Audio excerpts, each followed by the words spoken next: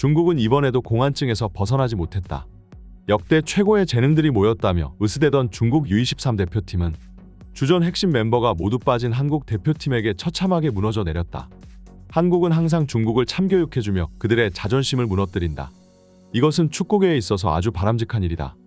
한국 대표팀의 원샷 원킬에 중국 만리장성이 무너져 내렸습니다.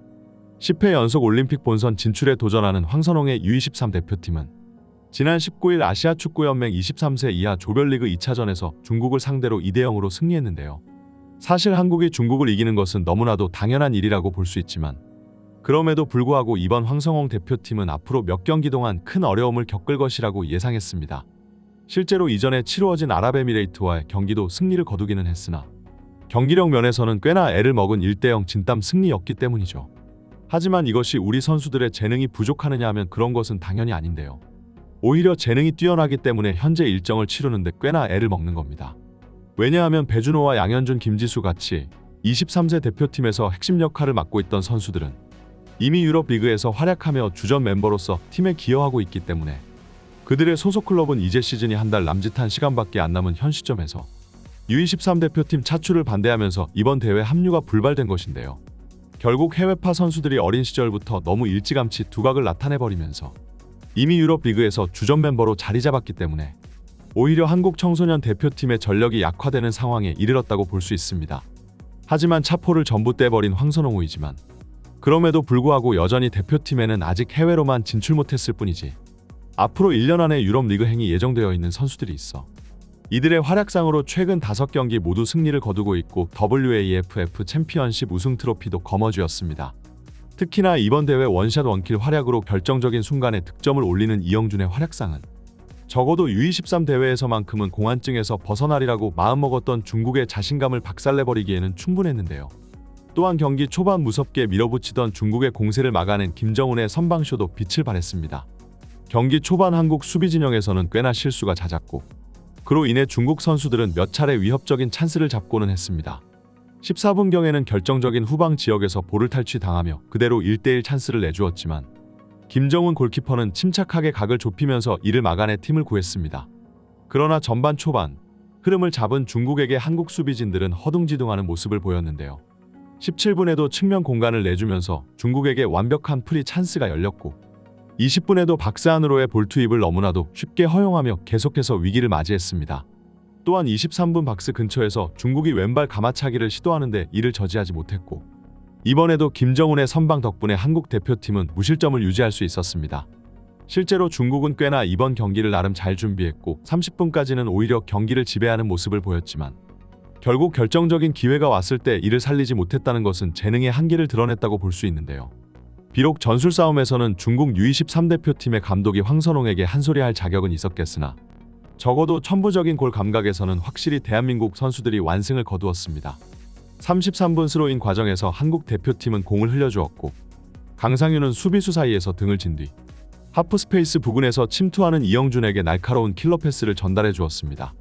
이영준이 공을 잡은 위치는 편하게 슈팅을 시도하기에는 어려운 각도였지만 날카로운 오른발 강슛이 그대로 반대편 골망을 흔들면서 선제골을 만들어냈는데요. 이 선제골로 인해 한국 대표팀은 이제 완전히 흐름을 뒤집었습니다.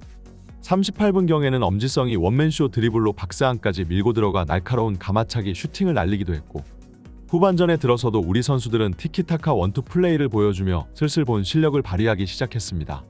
그러나 오늘 경기에서의 오게티가 있다면 바로 수비에서의 집중력이었는데요. 이미 전반전 후방 실수로 인해 많은 기회를 허용했었고 68분에도 자기 진영에서 공을 돌리다 그대로 중국 공격수에게 패스하며 또 실점 빌미를 제공할 뻔했습니다. 이번에도 김정훈 골키퍼가 팀을 구했고 몇몇 팬들은 오히려 이번 경기 MVP로 이영준이 아닌 김정훈을 뽑은 이유이기도 했는데요. 그리고 김정훈이 무실점으로 팀을 지켜내자 이영준은 곧바로 멀티골로 화답했습니다. 68분경 박스에서 공을 받은 이영준은 중국 수비수들을 눈앞에 두고 빠른 타이밍에 왼쪽 방향 드리블을 시도하면서 슈팅 코스를 만들어냈습니다. 그리고 이번에는 왼발 슈팅이 강하게 골대 구석을 향해 날아가면서 두 번째로 골망을 흔든 것인데요. 이영준의 멀티골로 인해 한국 대표팀은 사실상 승리를 챙긴 것이나 다름이 없었고 중국은 2m 되는 골키퍼를 필드 플레이어로 투입하는 엽기 전술을 선보였으나 결국 한 골도 넣지 못한 채 공안증만 다시 재발하면서 경기에 패배하고 말았습니다. 이영주는 이미 아랍에미레이트와의 1차전에서 후반 교체로 나와 결승골을 터뜨렸고 이번 중국전에서는 멀티골까지 기록하며 득점왕과 함께 대회 최우수 선수 후보로 뽑히고 있는데요. 게다가 아랍에미레이트전에서는 헤딩골 그리고 이번 중국전에서는 각각 오른발과 왼발로 한 골씩을 기록했으니 193cm라는 신장에서 나오는 뛰어난 타겟 스트라이커로서의 능력과 양발을 자유자재로 사용하는 킥 능력은 벌써부터 유럽 스카우터들의 관심을 한몸에 받고 있습니다. 특히나 플레이 스타일은 많이 다르지만 결정적인 기회가 왔을 때 이를 정확히 살릴 줄 안다는 것이 마치 손흥민의 슈팅 정확도 생각난다며 팬들은 이영준이 앞으로 대표팀에서 중요한 역할을 맡아줄 원톱 스트라이커로 거듭나기를 기대하고 있는 상황인데요. 실제로 이날 중국은 슈팅수 13대9, 유효 슈팅수 5대3으로 한국에 앞서고도 일본과의 1대0 패배에 이어 한국에게는 단 한 골도 넣지 못하고 2연패를 당했습니다.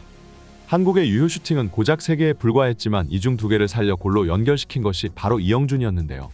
중국 팬들은 경기 초반에 상대를 밀어붙이는 자신의 선수들을 보고 이번에야말로 한국을 상대로 무언가 이변을 만들어냈을 수 있을 것 같다며 기대를 했지만 순식간에 2골을 내주고 패배하고 말았으니 한국과 중국 사이에는 마치 보이지 않는 벽이 있다는 것 같다는 반응을 보였습니다. 이 경기를 지켜보던 다른 팬들도 올해야말로 아시아를 지배할 것이라며 근거 없는 자신감과 오만함을 보이던 중국을 짓밟아 주는 것만큼 축구계에 있어 바람직한 일은 없다면서 한국 대표팀의 참교육에 박수를 보내고 있는데요. 하지만 승리에도 불구하고 한국 입장에서는 반성할 점이 많은 경기였습니다. 선수들의 재능은 확실히 뛰어났지만 경기 운영면에서는 여러모로 약점을 드러냈기 때문이죠. 이영준의 선제골이 팀을 구해내기는 했으나 그전까지 중국에게 5차례나 슈팅 기회를 허용했고 김정훈의 신들린 선방쇼가 아니었다면 오히려 선제골은 중국에서 나올 확률이 높았습니다. 무엇보다 후방 수비진의 불안점은 여전히 한국 대표팀이 해결해야 하는 최우선 과제인데요. 지금도 배준호같이 스토크시티에서 활약하며 벌써부터 두각을 드러내는 선수가 있고 매년 공격 쪽에서는 뛰어난 재능이 쏟아지고 있는 한국 축구계이지만 수비 쪽에서는 김민재 한 명을 제외하면 여전히 이렇다 할 선수가 나오지 않고 있습니다. 당장 아시안컵에서도 김민재는 혼자서 정말 최선을 다했지만 결국은 대표팀의 전체적인 수비 약점으로 계속해서 실점을 내주며 결국 그 대회에서 실망스러운 결과를 거두고 말았으니 한국 팬들은 적어도 김민재의 수비 부담을 덜어줄 뛰어난 수비수 한 명만 더 등장했으면 하는 마음이 굴뚝 같은데요. 그러나 이번 U23 대표팀은 여전히 성인 대표팀과 같은 수비 문제를 떠안고 있고 이 경기를 지켜본 한국 팬들은 이영준의 활약에는 기뻐했지만 수비수들의 경기력에는 웃지 못했습니다.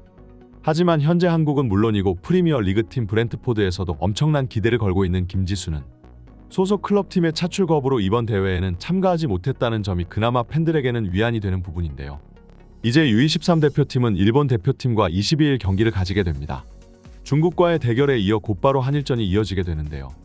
이 경기에도 승리를 거두면서 다음 올림픽 경기까지 그대로 상승세를 유지했으면 좋겠네요. 이번 영상은 여기까지입니다. 구독과 좋아요는 사랑입니다. 감사합니다.